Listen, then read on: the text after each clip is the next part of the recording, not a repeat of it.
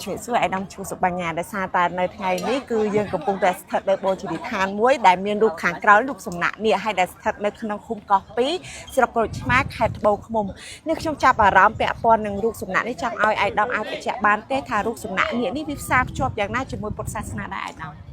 คนจราจมพูการเลือกล้างปีนี่แต่โดยสารไทยนี้วิจิตรไงในบนวิสาบุชีได้โดยถ้าแต่ไม่บันจะยืงมาเพื่อประรบในพิธีบนวิสาบุชีในเลือตึกใดในสรุปสำนักเนี่ยนี่ให้แต่เนี่ยนั่นมีอัตนัยเปียปอนจะมวยนุพุทธศาสนาได้จะอยู่ขนมจังพิจารจูนทาเรื่องนี้นี่ในขนมพุทธศาสนามีขนมใบดอกปองกระสมได้นะขนมอัฐกถาปองสมได้อย่างปีนี้มวยแต่ให้ท้าการละเนี่ยการนี้นึกคือจีนี้มวยได้ในขนมพอตะกับระบ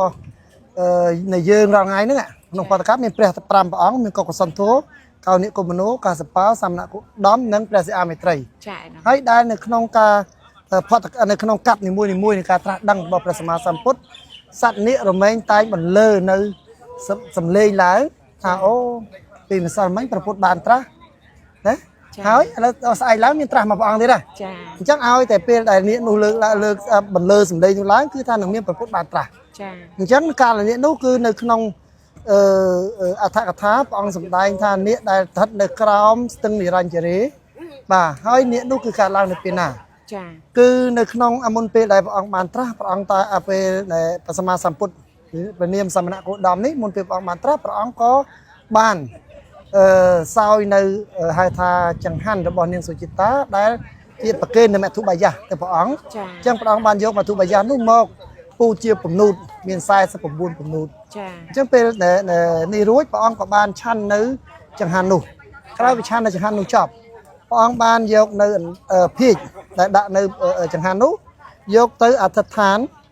ในสตังนิรันดร์เจริญใช้พระองค์บานอัฐฐานท่าบาสนาเจียบารมีในการปกป้องบารมีพระองค์ครบสมเอาเพียงมีได้พระองค์ได้ในเรื่องสตังนิรันดร์เจริญนู้สมเอามีนในให้ท่าอภินิหารได้พิจารณาตึกพอทำนะการยืนประได้ในนี้ตั้งเวทไตแต่ตั้งอ่ะมาแต่ตาสอบแต่ตามตมโหตึกแต่เจียในให้ท่าตุ่มเนียมนี่เป็นสมาสัมพุทธพระองค์ฉันเป็นในเพียงยังประได้เต้เพียงนู้บ้านไปจรามาวิ่งบ้านได้ไปจรามาวิ่งได้จำเรือเราได้ไปสภาพไปยืนขึ้นไม้ตัวปีหันเรียมาไม้ที่เบียร์ใส่สมัยฉันเป็นได้พี่หนุ่มได้ท้ายเล็กโจตื้อเล็กโจตื้อในบ้านในสตังนิรันดร์เจริญเป็นนุ่งไอ้ธรรมนาการเล็กยุ่งเทียบเวียนเมียนอ่ะพี่ในหาการล้างอ่ะธรรมนาการเล็กตั้งไปปตอนี่ใช่ปันใต้ในขนมhai ta bị phun nữa luôn đấy tràn luôn bàn để cho tới mình mến từ nơi to này chẳng này ban này ta từ cào này tràn bay tiết khi bay tiết đấy là sama samput bay bong muốn bàn trả hỏi chẳng biết là cho từ thằng cào nữa ạ cho từ thằng cào nữa cho từ không tràn thì bay thì bốn á rồi bị lơ nó bay cào thì bốn á đồ số crack niệm nhẹ bốn niệm nó cứ đền ở đó mà đây này mà cà prèนี่มากับแรงจังก่อนนะโศกรักเนี่ยตา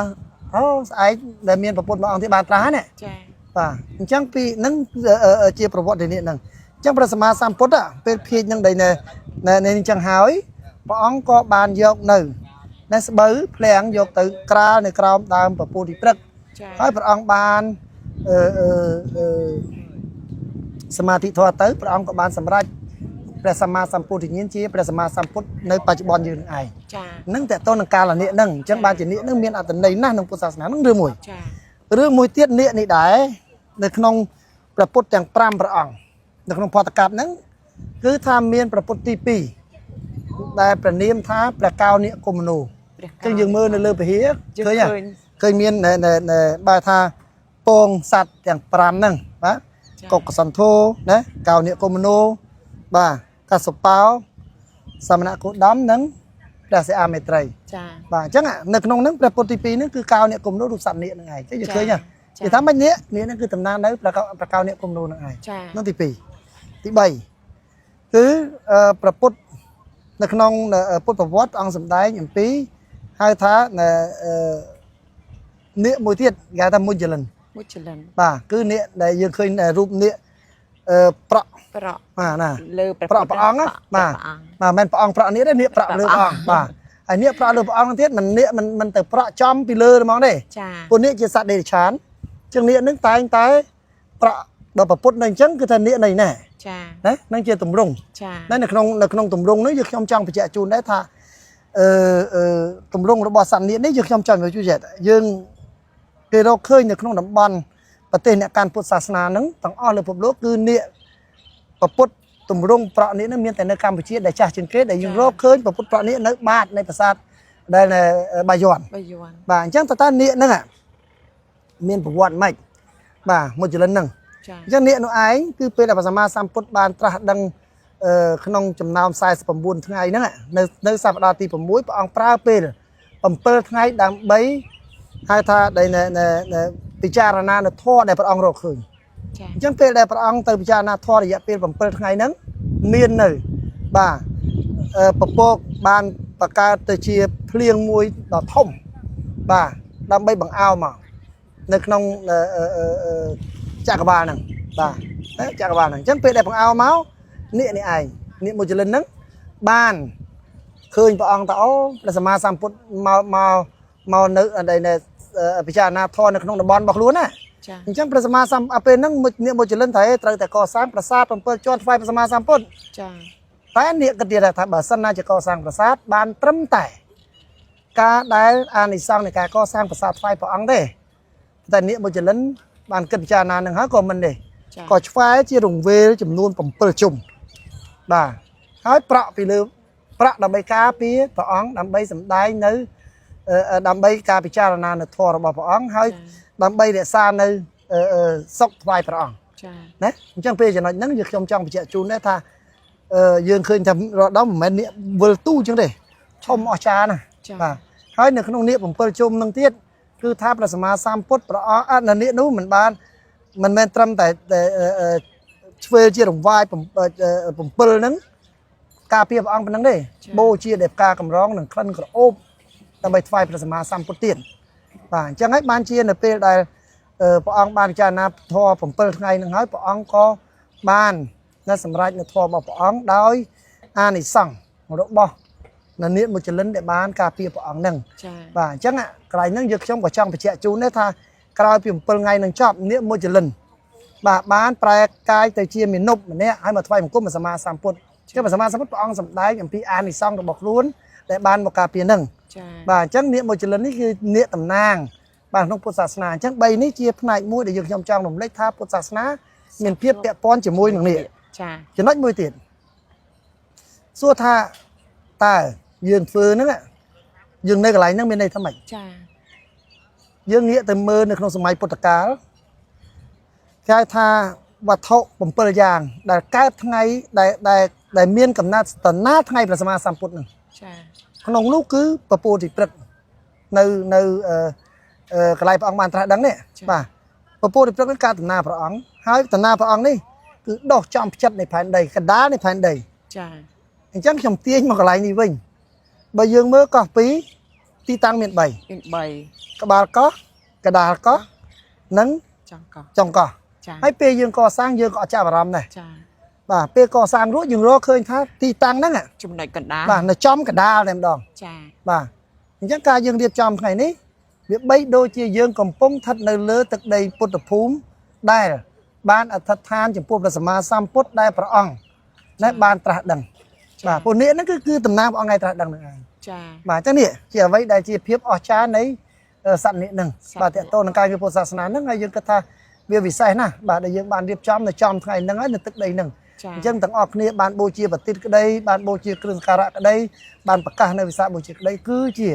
ការអធិដ្ឋានចំពោះព្រះសម្មាសម្ពុទ្ធបាទឲ្យបដិស្ថាននៅក្នុងពិភពលោកនេះគ្រប់5000ព្រះភាសាដោយ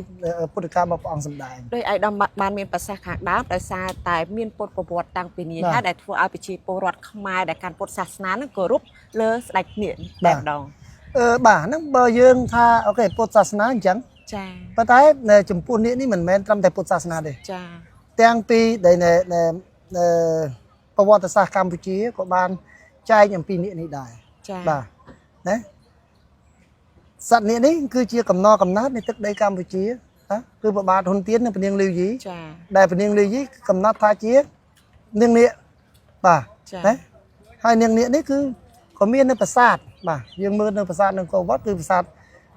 ពីមានអាកាស ចា ដែលនិយាយពីរឿងនាងនាគនឹងឯងដែលតែងតែមកស្ដេចនាគដែលតែងតែមកប្រសពបាទ ចា ណាជាមួយព្រះមហាក្សត្របាទហើយអត់ទិថ្វាយនឹងឯងចឹងណាហើយរឿងបឋមនាងនាគនេះគឺនគរគុកក្របយើងគឺតកតងនឹងបឋមនាងនាគហ្នឹងហើយយើងមាននៅកំណត់នៅក្នុងអពាហ៍ពិពាហ៍ខ្មែរទម្រង់អពាហ៍ពិពាហ៍ខ្មែរពេលបញ្ចប់នៃអពាហ៍ពិពាហ៍ខ្មែរគឺក្រោយពីពិធីផ្ទឹមចប់គឺពិធីបឋមតាមស្បៃគឺការតំណាងនៃការកកើតទឹកដីរបស់យើង ចា បាទអញ្ចឹងនៅក្នុង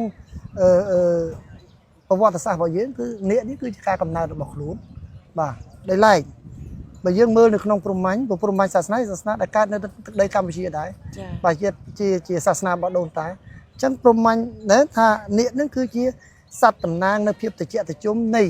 ការបង្កើតលោកឡើងវិញ ចា នាគអនន្តៈដែលជាយានជំនិះរបស់ព្រះវិស្ណុបាទនៅក្បាល1000នៅទេវលោកបាទ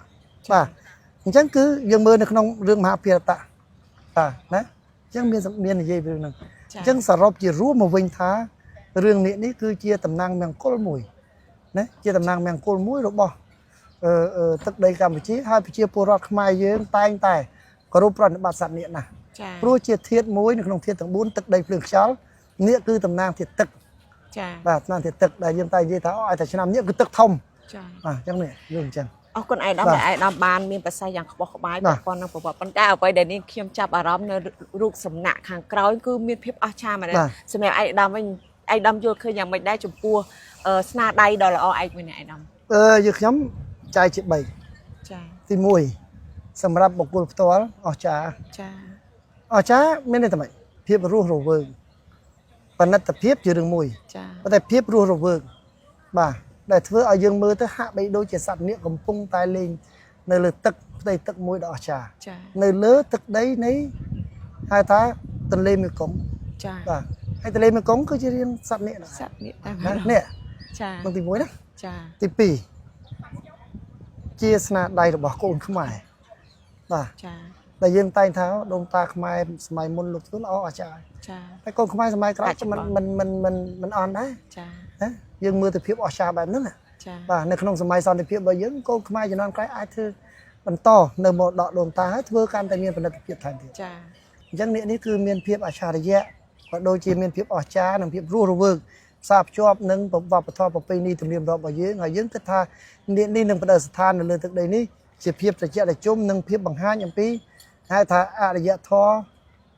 វប្បធម៌ប្រពៃណីសាសនាគង់វង្សតថេនៅក្នុងសម័យសន្តិភាពយើងនេះឯង ចាគ្រប់អរគុណអាយដាមសម្រាប់ការផ្ដល់បទសម្ភាសន៍ បាទ នេះ អ អ រ រ គុ គុ ណ ណអាយដាម